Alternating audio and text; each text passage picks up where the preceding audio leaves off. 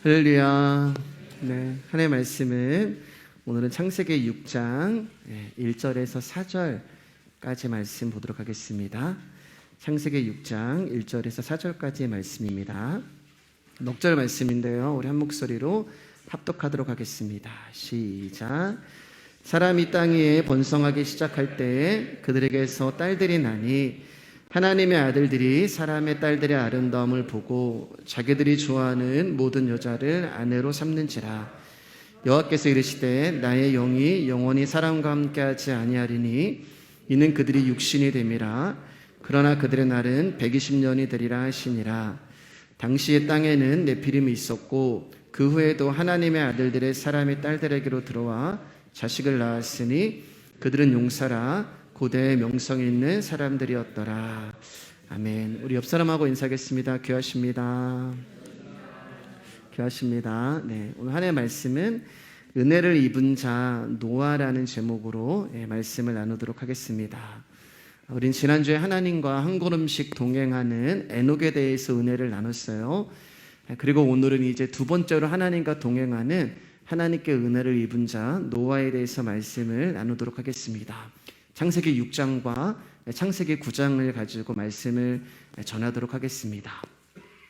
오늘 말씀 보면 이제 땅 위에 사람들이 늘어나기 시작할 때 그들에게서 딸들이 나왔다고 말씀하고 있어요. 그러자 하나님의 아들들이 사람의 딸들의 아름다움을 보고 마음에 드는 여자를 아내로 맞아들이는 그 일을 행하게 합니다. 여기서 이제 또 우리가 하나님의 아들들이 누구냐 이제 이런 의문이 드는데 중요한 게 아니에요, 여러분. 어떤 분들은 여기 나오는 하나님의 아들이 천사다라고 하시는 분도 계신데, 그러면 영적인 존재가 사람하고 결혼을 해서 아기를 낳았다는 결론이 되어버리기 때문에 그것은 잘못된 견해가 됩니다.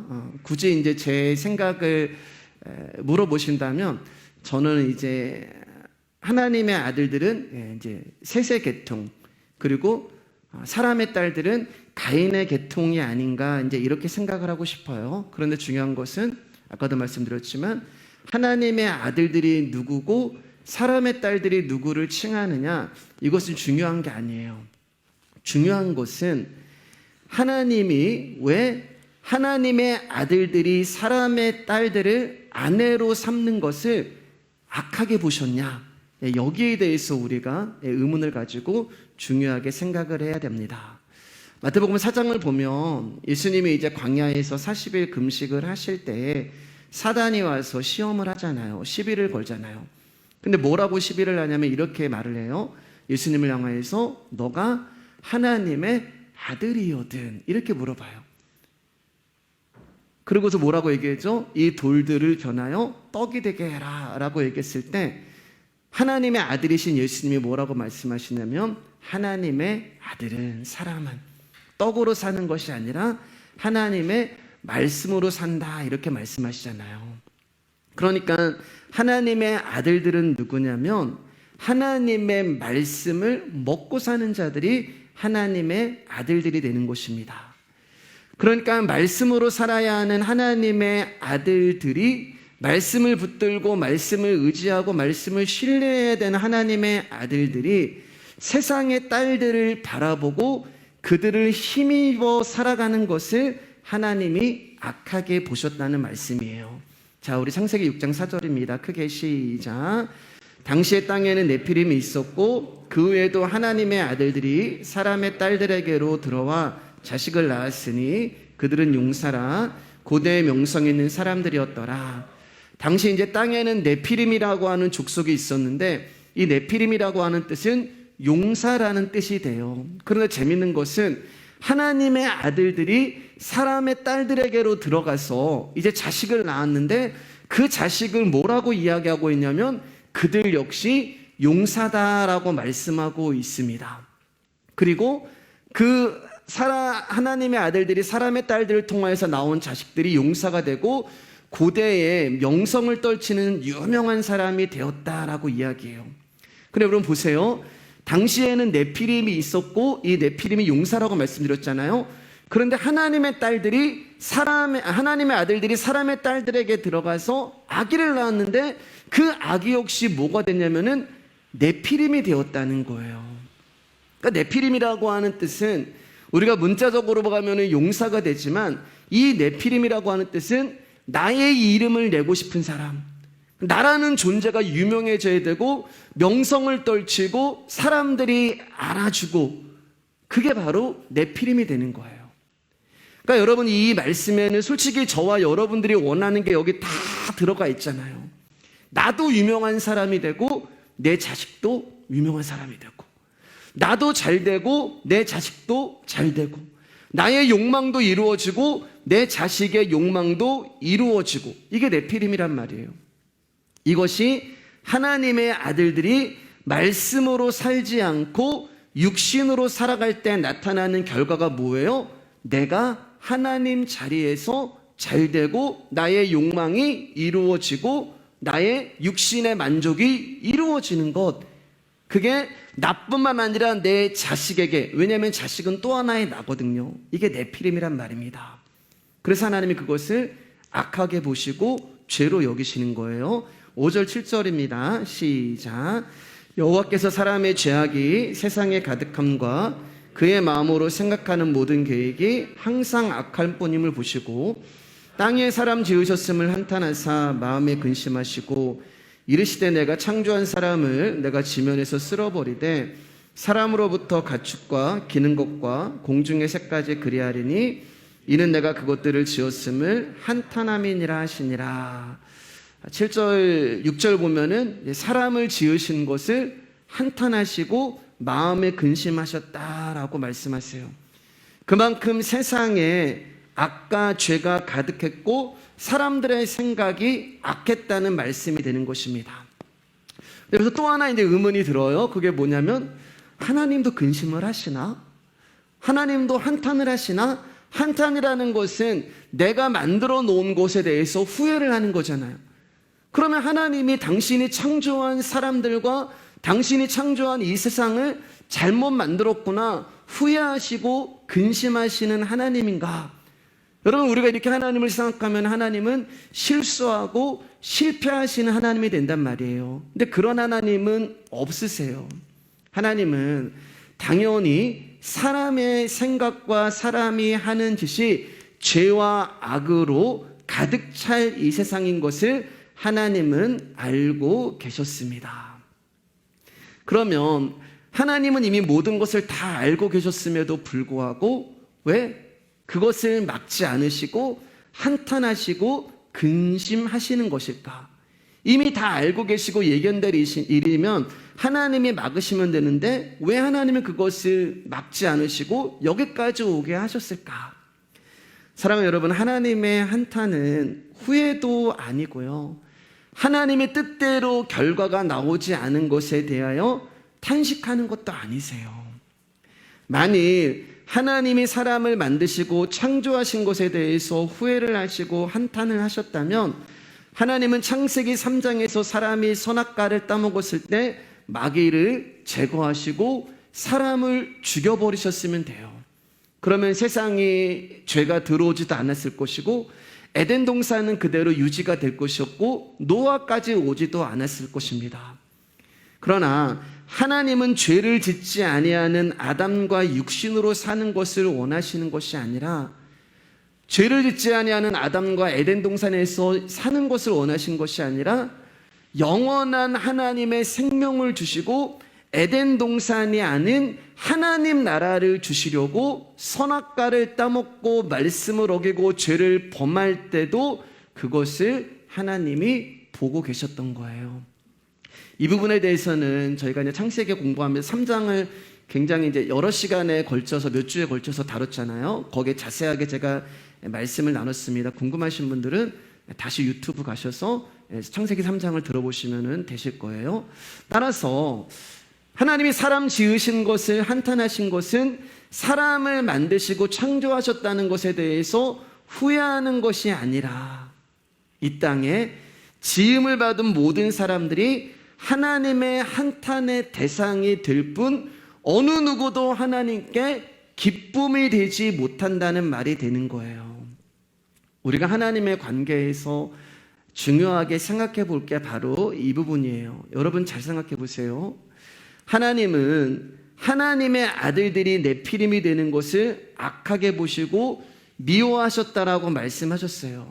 그런데 우리가 신앙생활 하면서 여러분 하나님 앞에서 구하는 게 뭐예요? 전부 나를 위해서 구하잖아요. 예. 나를 위해서 구하고 내 가족을 위해서 구하고 나 잘 되게 해달라고 기도하고 내 자식 잘 되게 해달라고 기도하고 그게 지금 네피림이잖아요. 하나님 그것을 악하게 보시는 거예요. 예. 그러니까 여러분 여기서 오해하셔가지고 그럼 목사님 그런 기도하지 말라는 아니에요. 여러분 그런 뜻이 아니에요. 말씀으로 살지 아니하고 하나님이라고 하는 존재 역시 나를 잘되게 해주는 그런 존재로 생각하는 것에 대해서 말씀하는 것입니다. 그래서 우리는 하나님이 악하게 보는 것을 구하고 그것을 원해요. 어떨 때는 금식도 하시고 어떨 때는 작정도 하시고 어떨 때는 눈물도 흘리시면서 필사적으로 매달리잖아요. 정말 아이러니한 게 우리는 하나님이 악하다고 하시는 그 악함을 때로는 예수 그리스도의 이름으로 구하고 있다는 말입니다. 이게 우리 존재의 실상이 되는 거예요. 그러니까 우리는 내가 하나님께 한탄과 근심의 대상이라는 것을 알지 못한 채 열심히 종교 생활을 하면 하나님이 기뻐하실 거라는 착각 가운데 살아간다는 것입니다. 여러분들이 아무리 선을 행하고 신앙생활 열심히 하고 도덕군자로 산다고 하여도 우리는 하나님께 한탄과 근심의 대상일 수밖에 없어요. 그런데 사람은 자신의 실상을 알지 못합니다. 왜냐하면 내가 죄가 없다고 생각하기 때문에 그래요. 죄를 모르기 때문에 생각을 합니다. 죄를 모르기 때문에 현재 자신의 신앙생활과 도덕적인 삶을 보면서 이것을 가지고 하나님께 나가려고 하고 이것을 하나님께서 기뻐한다고 생각하고 이것으로 인하여서 나는 하나님께 한탄과 근심의 대상이 아니야 라고 생각을 해요. 사실 지난주 수예배 때인가 주일예배 때 말씀드렸잖아요. 우리는 하나님을 믿는다고 하지만 하나님을 믿지 아니하는 자들이고 우리는 예수님을 안다고 하지만 우리는 예수님을 알지 못하는 자들입니다. 여전히 나의 인생이 중요하고 나라는 존재가 중요하고 그래서 자신의 행복을 위해서 자기들이 좋아하는 세상의 딸들을 아내로 삼는 거예요. 이처럼 행복한 자기 인생을 위해 살아가는 것을 하나님이 죄라고 이야기하시고 악하다고 이야기하십니다. 그래서 하나님이 당신이 창조한 모든 것을 쓸어버리기로 작정하는 거예요. 그럼 여기서 또 이제 우리 가운데 반발이 생기는 게 하나님 너무하시다. 아니 사랑의 하나님이 어떻게 당신이 창조하신 것을 다 그렇게 심판하시고 쓸어버릴 수가 있느냐? 어떻게 그런 하나님이 사랑의 하나님이냐라고 이야기할 수 있는데 그게 여러분 인본주의에서 나온 주장이 되는 것입니다. 하나님은 창조주시고 저와 여러분들은 피조물이에요. 그분은 신이시고 저와 여러분들은 그 신이 만든 피조물이에요. 따라서 창조주는 언제든지 자신이 만든 것을 부술 수도 있고 다시 만들 수도 있어요. 예를 들어 드릴게요. 여러분이 이제 봄이 돼가지고 아니면 이제 이사를 가게 되면은 가구를 정리하잖아요. 집안에 있는 뭐 가구도 정리하고 뭐도 정리할 때 너무 오래되고 낡기도 한 것은 버리기도 하고 또 가구가 여기 있는 게 마음에 들지 않으면은 다른 쪽으로 옮기기도 하잖아요. 그때 여러분 그 가구가 네가 뭔데 나를 마음대로 옮기냐? 네가 뭔데 나를 버리냐? 그렇게 이야기하지 않잖아요. 왜냐하면 내가 그 집의 주인이기 때문에 내 마음에 들지 않은 것은 버릴 수도 있고 내 마음에 들지 않으면은 이쪽으로 옮길 수도 있는 거예요. 마찬가지로 하나님이 우리의 창조주이시기 때문에 언제든지 그분은 세상을 심판하시고 쓸어버릴 수 있는 분이라는 것입니다. 그런데 중요한 것은 하나님은 당신을 한탄하게 하시고 근심하게 하시는 세상을 심판하시기로 쓸어버리기로 작정하셨는데 그 가운데 은혜를 입은 자를 따로 구별해 놓으셨다는 거예요. 그 사람의 이름이 노아예요. 우리 8절입니다. 시작. 그러나 노아는 여호와께 은혜를 입었더라. 그러나가 등장을 해요. 그러나 내가 세상이 죄와 악으로 가득 차서 이 세상을 쓸어버리고 심판해야겠다. 그러나가 나오는 거예요. 여기 이제 노아는 여호와께 은혜를 입었더라라고 하는 이 정확한 해석은, 그러나 노아는 여호와의 눈 안에서 은혜를 보았다라는 말이 돼요. 조금 더 우리가 알아듣기 쉽게 얘기하면은 하나님이 노아를 은혜로 보고 계시는 거예요. 예. 노아가 하나님의 눈에 은혜를 보는 게, 하나님이 노아를 은혜를 보고 계시는 거예요. 자, 요거 조금 이제 이해하기 위해서 우리 5절 말씀 다시 한번 가볼게요. 시작. 여호와께서 사람의 죄악이 세상에 가득함과 그의 마음으로 생각하는 모든 계획이 항상 악한 뿐임을 보시고. 그러니까 하나님이 보시는데, 하나님이 지금 보시는데 이 세상이 죄와 악으로 가득 차 있는 것을 보는 거예요. 하나님의 눈에는 이 세상은 다 쓸어버리고 심판받아야 하는 그런 세상이에요. 하나님 눈에 그렇게 보였는데 그 보이는 세상 가운데 다른 존재가 보이기 시작한다는 거예요. 모든 존재가 다 심판받아 마땅하고 다 저주받아 마땅하고 멸망당해야 되는 것이 하나님의 눈에 비친 이 세상인데, 그 가운데 하나님의 눈에 은혜가 보이는 거예요. 그게 노아가 되는 것입니다. 여러분, 여기서 착각하시면 안 됩니다. 아, 노아가 뭔가 특별한 존재이기 때문에 하나님이 그에게 은혜를 주셨구나.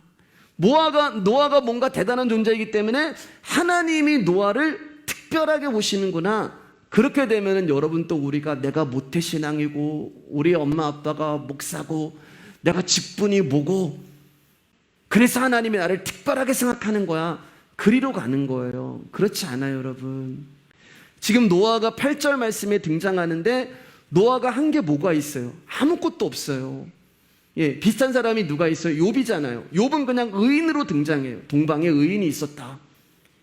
뭐를 해가지고 그가 의인이 되고 뭐를 해가지고 그가 은혜를 입은 자다 이러면 우리가 이해가 되겠는데, 하나님은 그냥 그 사람을 의인이라고 칭하는 거예요. 은혜를 입은 자라고 이야기를 합니다. 아무것도 없어요. 노아 역시 멸망당하고 심판을 받아 마땅한 존재인데 그가 은혜를 입은 이유는 뭐예요? 하나님이 그를 은혜로 보시기 때문에 그런 거예요. 노아라는 이름의 뜻은 위로와 안식이라는 뜻을 가지고 있습니다.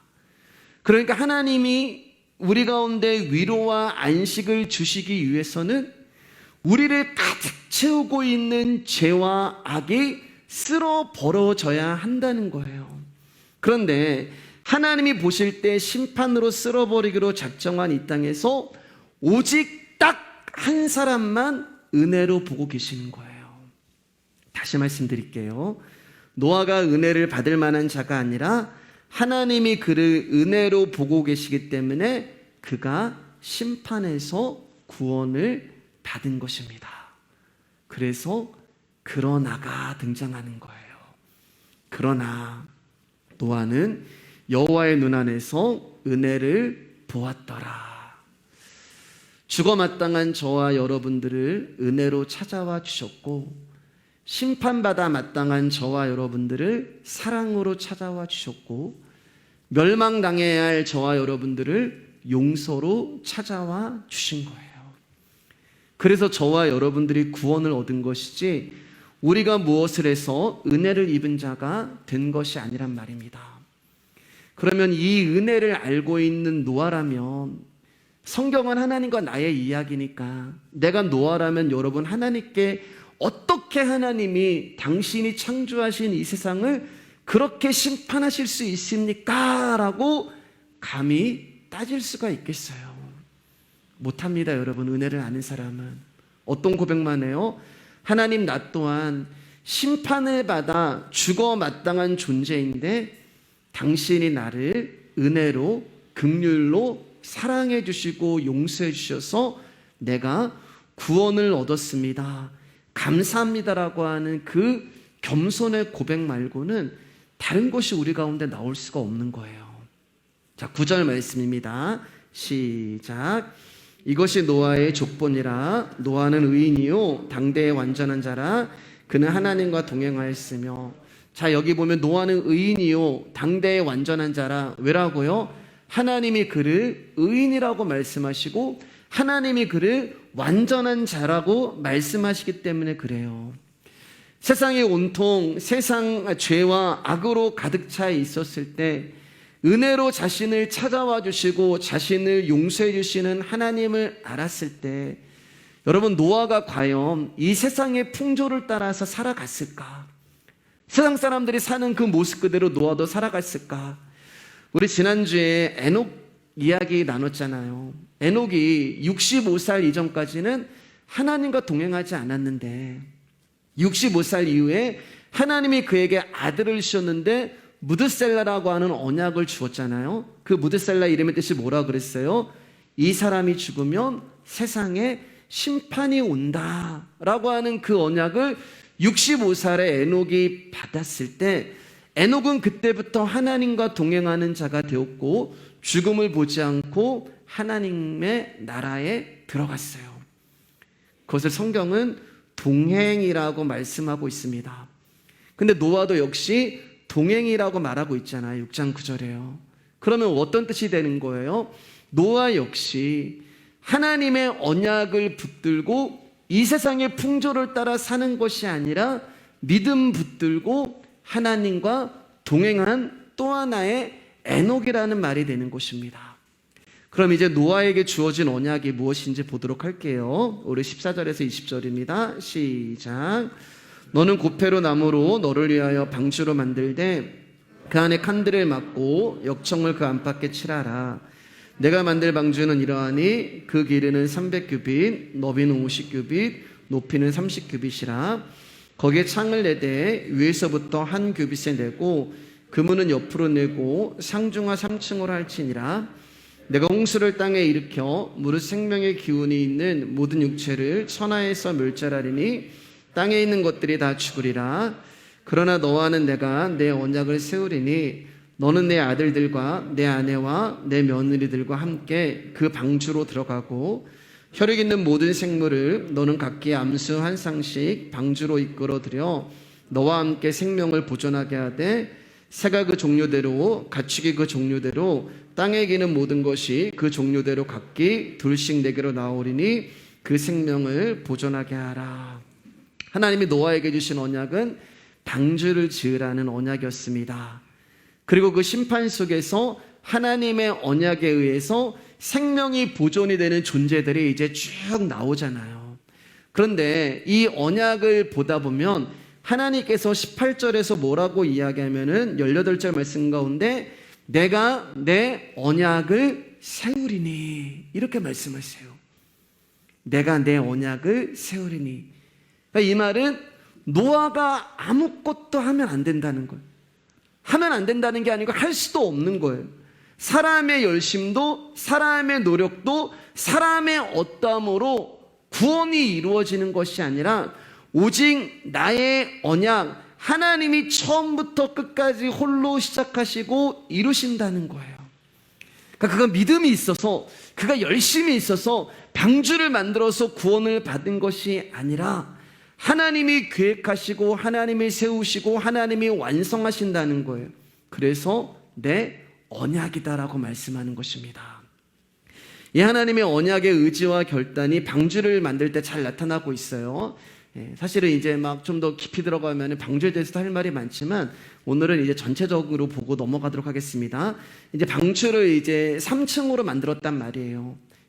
하나님 나라라 이제 3층 천이라고 얘기했잖아요. 근데 그 꼭대기에 뭐가 있냐면 창이 있어요. 방주는 창문이 하나도 없는데 오직 창문이 딱 하나 나 있는 게 3층에 있는 창문이 나 있습니다.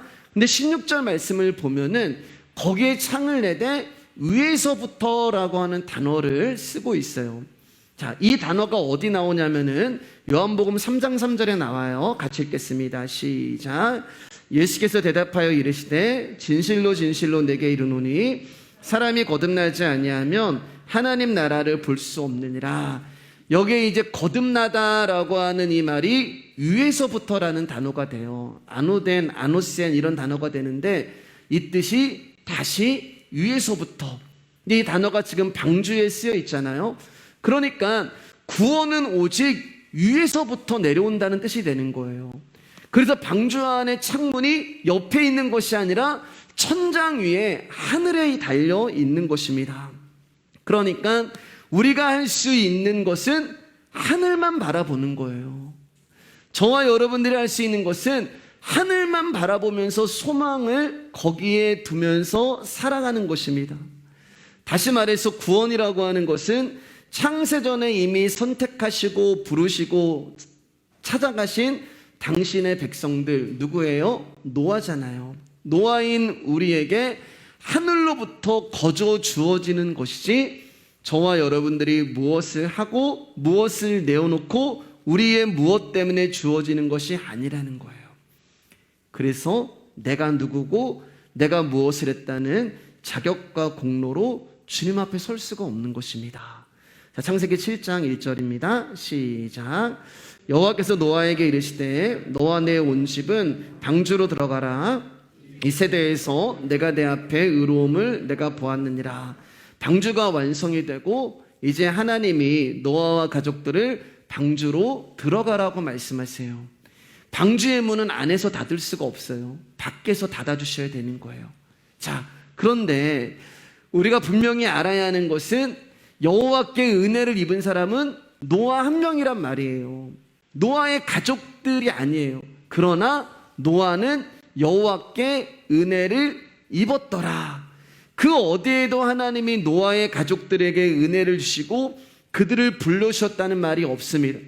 그러니까 하나님은 노아 한 사람만 구원하기를 원하셨던 거예요. 그런데 지금 노아와 그의 가족들까지 구원을 받고 있는 거잖아요. 그러니까 여러분들이 이 말씀 들으면서 이래서 집안의 가정이 예수를 잘 믿어야 돼. 물론 여러분 집안의 가정이 예수를 잘 믿어야 됩니다. 그러나 집안의 가장이 예수를 믿는다고 해서 나머지 가족들이 다 구원을 받는 게 아니란 말이에요. 구원은 다 단독자로 서는 거예요. 하나님 앞에 여러분들이 다 1대1로 쓰는 거예요. 우리 아빠가 목사기 때문에 나 구원받았어. 우리 엄마가 권사님 때문에 나는 구원받았어. 나는 교회 다니기 때문에 구원받았어. 그게 아니란 말이에요. 모든 하나님의 백성들은 하나님 앞에 1대1로 단독자로 서게 됩니다. 그러면 하나님이 노아만 구원하기로 작정을 하셨다면 노아만 구원하셔야 되는데 왜 그의 가족들까지 구원하신 이유가 무엇일까? 하나님이 노아를 은혜로 보셨다는 말은 그의 안에 뭐가 있다는 말이에요? 은혜가 있다는 말이잖아요. 예.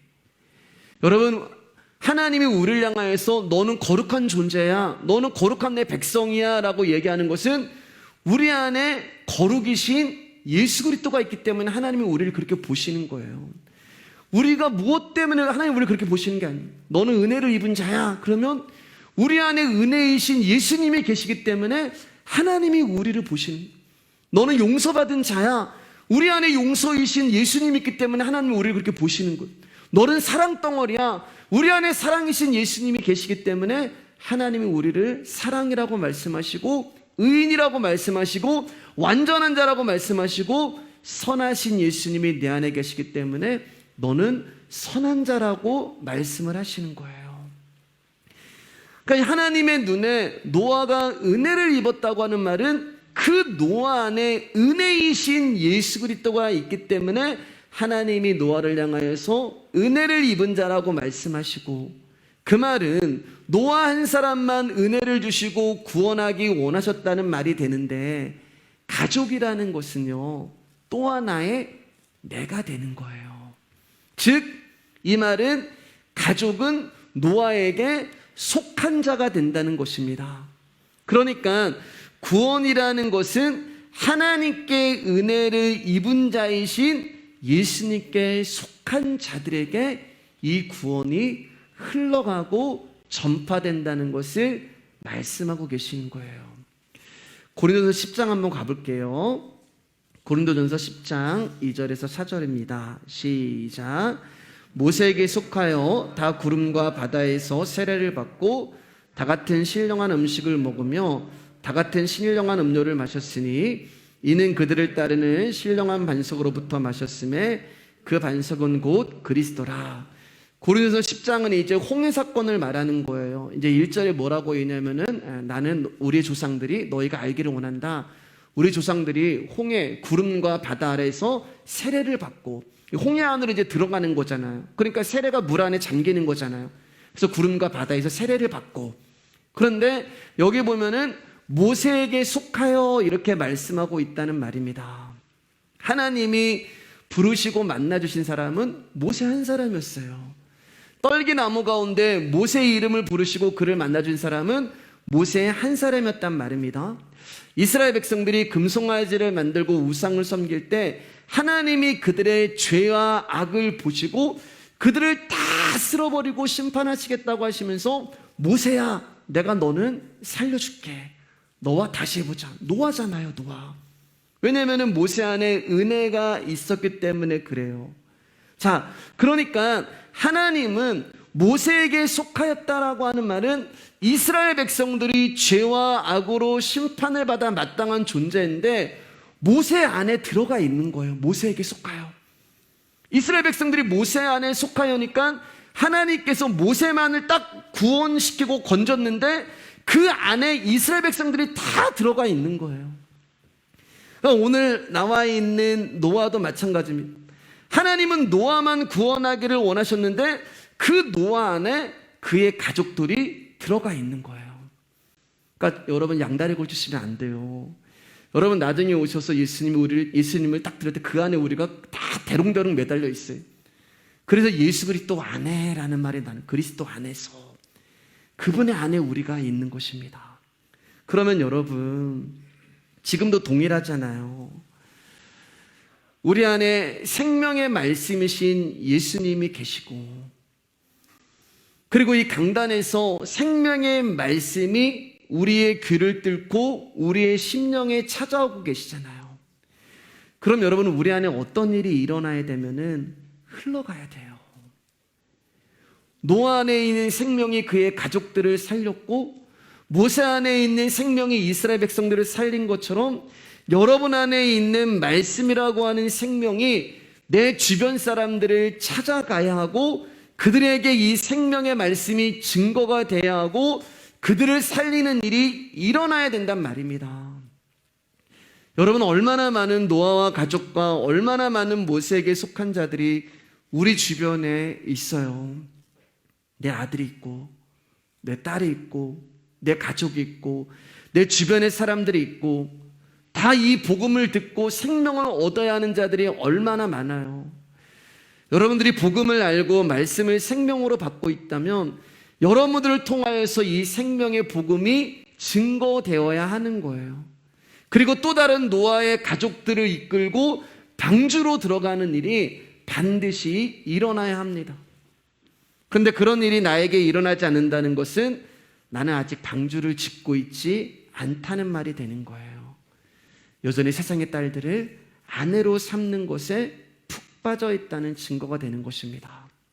창세기 6장 21절 22절입니다. 시작. 너는 먹을 모든 양식을 내게로 가져다가 저축하라. 이것이 너와 그들의 먹을 것이 되리라. 노아가 그와 같이 하여 하나님이 자기에게 명하신 대로 다 준행하였더라. 비 한 방울 오지 않는 날에 배를 만들라 하시는 그 바보 같은 말씀이 무엇을 의미하는지 노아가 처음에는 알지 못했을 거예요. 그러나 노아라는 인생 내내 하나님이 당신을 부어주시자 노아는 하나님이 말씀하신 이 언약이 무엇인지를 알게 되었습니다. 그리고 그것을 다 순종하고 준행해요. 근데 21절 보면은 먹을 양식을 저축하라 이렇게 말씀하고 있잖아요. 그러니까 우리가 또 이 말씀을 어떻게 봤냐면 이제 방주를 만들고 종말이 오니까 마트 가가지고 먹을 거 다 싹쓸이해, 라면 다 사갖고 오고 물 다 사갖고 오고 그런 말이 아니에요. 여러분 120년 동안 방주를 지었는데 쌓아놓을 곡식이 다 썩어 없어지는, 하나님이 방주 안에서도 먹을 것은 하나님이 주시는 것입니다. 근데 여기 보면은 뭐라고 기록되어 있냐면은 너와 그들의 먹을 것이라고 말씀하고 있잖아요. 너와 그들의 먹을 것. 그러니까 이 말은 뭐냐면 노아는 가족들의 생계를 위해서 살았다는 말이 되는 거예요. 열심히 농사도 짓고 열심히 일도 하고 때로는 맛있는 것도 먹고 때로는 방주를 짓다 힘들면 좋은 곳에 가서 쉼을 누리기도 하고 늘 일상의 삶을 사는 거예요. 늘 일상의 삶을 살면서 방주를 지은 것입니다. 그런데 그 노아의 삶의 우선순위가 뭐였냐? 일상의 삶이 아니라 방주였다는 말이에요. 즉 하나님의 말씀을 듣고 준행하는 것에 있었다는 것입니다. 그러니까 무슨 말이냐면 여러분들이 사업을 하시는 것, 여러분들이 직장을 다니시는 것, 여러분들이 공부를 하는 그 모든 것이 전부 방주를 짓기 위해 필요한 것들이라는 거예요. 그래서 공부 열심히 해야 되고 여러분 돈도 많이 버셔야 되고 직장에서도 부지런하셔야 하는 것입니다. 그러나 그 모든 일상의 삶은 오직 방주를 짓는 것을 하기 위한 자원이며 필요한 도구가 되는 거예요. 노아가 방주를 지으면서 뭘 했는지 베드로후서 2장 5절 말씀 보도록 하겠습니다. 시작. 옛 세상을 용서하지 아니하시고 오직 의를 전파하는 노아와 그 7 식구를 보존하시고 경건하지 아니한 자들의 세상에 홍수를 내리셨으며. 여러분, 하나님은 노아에게 한 번도 너는 의를 전파라고 말씀하지 않으셨어요. 너는 복음을 증거라는 말씀을 하신 적이 없으세요. 하나님이 노아에게 하신 말씀은 내가 세상을 심판할 거니까 너는 방주를 짓고 들어가. 이게 전부였단 말입니다. 근데 노아가 뭘 했어요? 의를 전파했어요. 의라는 것은 복음을 증거한 것입니다.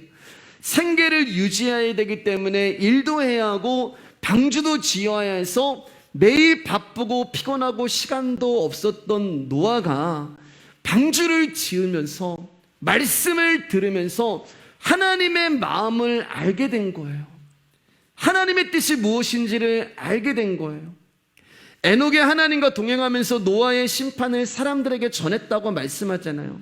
마찬가지로 방주를 지으면서 이 땅을 향한 하나님의 안타까움과 이 땅을 향한 영혼들을 향한 하나님의 긍휼하심을 보게 된 거예요.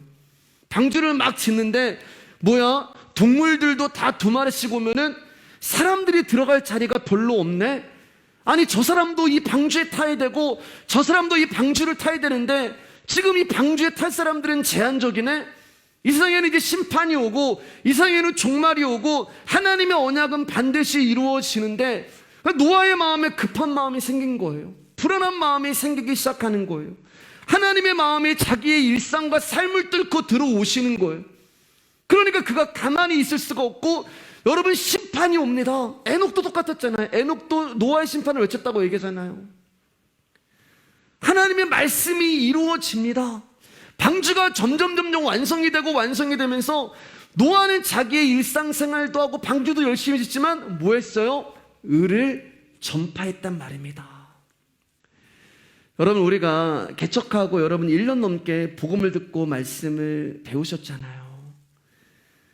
근데 그 복음의 말씀이 여러분 안에만 있으면 안 돼요.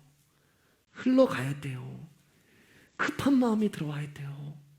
불안한 마음이 와야 돼요.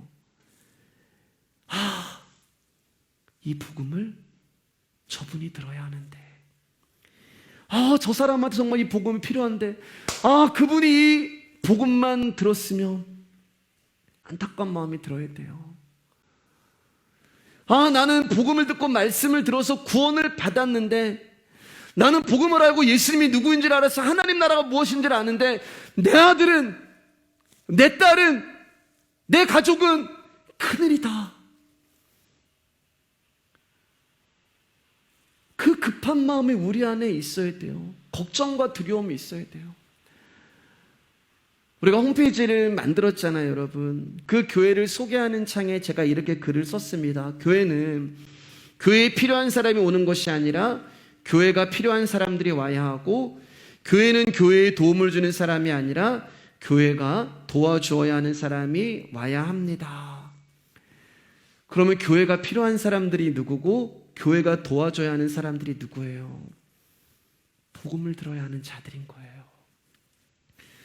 여러분, 전도는 심판에 있는 것이 아니라 구원에 초점이 있는 곳입니다.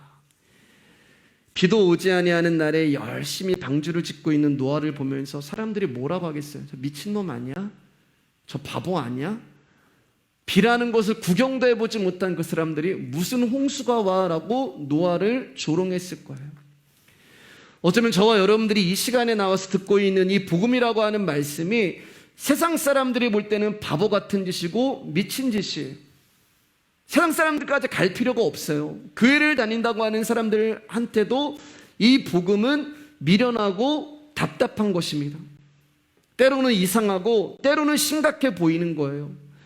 바다에다 방주를 짓는 것도 아니고 산에다가 방주를 짓고 있고, 비도 내리지 않는 날에 홍수로 심판이 온다라고 하는 노아의 그 주장은 정말 어처구니 없는 말이기 때문에 그런 것입니다. 그리고 그의 삶은 정말 답답한 삶이 되는 거예요. 그런데 하나님은 그 바보 같은 자를 통하여 일하시는 거예요. 하나님은 그 답답하고 바보 같은 그 자를 통하여서 역사를 써내려 가십니다. 왜요? 그게 믿음이거든요. 노뱀 봐, 살 거야. 저주로 만든 노시잖아요. 심판을 향하는 노. 뱀을 보면 왜 살아? 근데 그 미련한 하나님의 말씀을 듣고 고개를 돌리는 자들을 하나님이 쓰시는 거예요. 심판받아 마땅한 나에게 은혜를 베푸시고 구원을 주신 예수님이 누구신가를 보여주는 삶이 방주를 짓는 삶이에요. 여러분 삶에 이 삶이 보여져야 되는 것입니다. 방주 안으로 들어가는 그 삶이 저와 여러분 안에서 나와야 돼요. 자, 이제 창세기 9장 말씀 보면서 말씀을 정리하도록 하겠습니다. 창세기 9장 11절 17절 말씀이에요. 시작. 내가 너의 언약을 세우리니 다시는 모든 생물을 홍수로 멸하지 아니할 것이라. 땅을 멸할 홍수가 다시 있지 아니하리라. 하나님이 이르시되 내가 나와 너희와 및 너희와 함께하는 모든 생물 사이에 대대로 영원히 세우는 언약의 증거는 이것이니라. 내가 내 무지개를 구름 속에 두었나니 이것이 나와 세상 사이의 언약의 증거니라. 내가 구름으로 땅을 덮을 때에 무지개가 구름 속에 나타나면 내가 나와 너희와 및 육체를 가진 모든 생물 사이에 내 언약을 기억하리니 다시는 물이 모든 육체를 멸하는 홍수가 되지 아니할지라. 무지개가 구름 사이에 있으리니 내가 보고 나 하나님과 모든 육체를 가진 땅의 모든 생물 사이에 영원한 언약을 기억하리라. 하나님이 노아에게 또 이르시되 내가 나와 땅에 있는 모든 생물 사이에 세운 언약의 증거가 이것이라 하셨더라. 자, 말씀 정리할게요. 방주에서 나온 노아에게 하나님이 다시 언약을 주세요. 그런데 여기서도 뭐라고 말씀하세요? 내 언약을, 이렇게 얘기해요. 내 언약이라고 얘기하세요. 그러니까 하나님이 일방적으로 언약을 주시는 거예요. 약속을 하시는 거예요. 내가 원하지도 않으에도 불구하고 내 인생 가운데 불쑥 찾아오셔서, 내 삶인데도 내가 허락하지 않은데도 내 삶 가운데 불쑥 찾아오셔서 지금부터 내가 너와 동행할 거야. 지금부터 너는 내가 이끄는 대로 가야 될 거야. 그 상대방의 의사는 중요하지 않아요. 그러면 하나님이 우리가 원하지도 않고 구하지도 않은데 왜 우리 가운데 나타나서 당신의 언약을 주시는 것일까? 우리가 하나님 앞에 원하는 것은 전부 다 내피림이란 말이에요. 그런데 하나님이 우리 가운데 주시는 것은 진짜 있어야 되는 것을 주시는 거예요. 그게 없으면 우리가 살 수 없는 것을 주시는 것입니다. 그런데 하나님이 이 9장에서 하나님이 언약을 주시는데 한 가지 증표도 이번에는 같이 주시는데 그게 뭐냐면은 무지개가 됩니다. 근데 하나님이 이 무지개를 어디다 두셨냐면은 구름 사이에 뒀다라고 말씀하세요. 여러분, 성경을 보면은 하나님이 임재하실 때마다 구름이 같이 등장을 합니다. 그러니까 구름이라고 하는 것은 하나님의 현현, 하나님의 영광, 하나님의 임재가 되는 거예요. 근데 거기에다가 하나님이 무지개를 둡니다. 구름이라고 하는 것은 이제 물로 만들어진 거잖아요. 그 물에 빛이 반사가 되면은 우리 눈에 볼 수 있는 이제 파장이 생기는데 그게 빨주노초 파남보로 이루어지는 거예요. 예, 빠른 파장은 볼 수 없지만 눈에 비치는 파장이 있죠. 그래서 가시광선이라고 얘기하잖아요. 그러니까 그 빛이에요, 무지개는요. 근데 빛은 우리 눈에 안 보여요. 근데 뭐예요? 무지개를 보면 반드시 빛은 있다. 하나님은 있다. 마치 만나를 우리 가운데 이틀째 주시면서 내일 안식일은 반드시 온다. 그러니까 구름도 하나님이고 빛도 하나님인데 하나님께서 당신의 이름을 두고 우리 가운데 언약을 하셨는데 그게 뭐냐면 내가 다시는 홍수로 세상을 심판하지 않겠다라고 하는 언약이에요. 근데 여러분 16절 말씀을 보면 하나님께서 뭐라고 말씀하시면은 내가 구름 사이에 있는 무지개를 보고 하나님도 보신대요. 무지개를 우리가 딱 보면서 홍수로 하나님이 우리를 심판하지 않는다라고 하는 그 언약이란 말이에요. 근데 당신이 하신 언약을 하나님도 보신다라고 말씀하고 있어요. 자, 그러면 이제 말씀 마치겠습니다. 노아의 홍수 이후에 사람은 변했을까요? 제가 사실 이제 오늘 노아의 저기 포도주 말씀 사건까지 가려는데 시간이 많이 걸려서 이제 잘랐는데, 자, 여러분 노아의 홍수 사건 이후에 사람들이 과연 착해졌고 죄를 안 짓고 악한 짓을 안 했을까요? 아니잖아요. 여전히 죄 가운데 있고 여전히 악이 번성하고 있고 어쩌면 오늘날은 노아 시대보다 더 심각하고 소돔과 고모라 시대보다 더 심각한 죄와 악으로 가득 차 있는 것으로 보여요. 하나님은 얼마든지 창조주시기 때문에 이 악한 세상을 노아 때와 마찬가지로 물로 쓸어버리시고 심판할 수 있는데 하나님이 그렇게 하지 않으세요. 왜냐하면 당신이 언약을 하시기 때문에 그래요. 언약을. 그러면 그냥 두시는 건가? 그러면 죄와 악이 그냥 이렇게 막 가득 찬데 하나님이 그냥 두시는 건가? 아니에요, 여러분. 이미 이 세상은 심판이 이루어졌어요. 홍수로 망하지 않았는데요? 불의 심판이 오지 않았는데요? 아니에요, 여러분. 하나님은 물로서 세상을 심판하지 않는다고 말씀하셨을 뿐 다른 방법을 선택하신 것입니다. 제가 좀 추상적으로 말씀을 해석할 수도 있는데요. 여러분, 무지개 그 뜻이 뭐냐면은 활이라는 뜻이에요. 활. 무지개가 이렇게 생겼잖아요. 이렇게. 예. 제가 이제 추상적으로 한번 생각해 보는 거예요. 이렇게 생겼잖아요. 그럼 이 활이 보통 밑으로 향하게 됐는데 활이 하늘을 향해 있단 말입니다. 그러면 여기다 활에다 화살을 걸고 딱 쓰면은 이게 땅으로 가는 게 아니고 하늘로 간단 말이에요. 하나님이 물로서 세상을 심판하지 않는 대신에 당신이 스스로 심판을 받으시고 이 땅 가운데 십자가의 죽으심으로 말미암아 이 땅을 이미 심판을 하셨고 그리고 그 가운데 구원받은 노아를 하나님께서 이미 구원하신 거예요. 십자가는 여러분 사실은 제일 역사의 마지막에 있어요. 그게 심판이거든. 십자가는 심판이에요. 여기서 딱 갈라지는 거예요. 근데 이 십자가가 역사를 뚫고 2000년 전에 온 거예요. 그래서 예수님이 십자가에 죽으실 때 마지막 날에 일어나야 되는 무덤을 뚫고 사람들이 나오는 그런 일들이 거기에 상징적으로 그려져 있는 것입니다. 하나님이 그거를 보시는 거예요. 뭘 보는 거예요? 내가 너희들을 심판해야 되는데 그 무지개 당신의 아들 예수 그리스도가 죽으신 그 십자가를 보시고 우리를 덮어주시는 거예요. 우리를 심판하셔야 되는데 그 무지개를 당신이 보시고 우리를 은혜로 보시는 거예요. 그러니까 무지개는 당신이 은혜를 베푼 노아인 저와 여러분의 죄와 허물을 하나님의 눈으로부터 가려주시는 예수 그리스도의 십자가가 되는 것입니다. 우리 역시 세상과 함께 멸망을 당해 죽어야 하는 자들인데 당신의 아들 예수 그리스도를 보시고 그를 믿는 자들을 구원해 주시는 거예요. 오늘은 여기까지 하고 다음 주에 이어서 말씀 나누도록 하겠습니다. 찬양하겠습니다.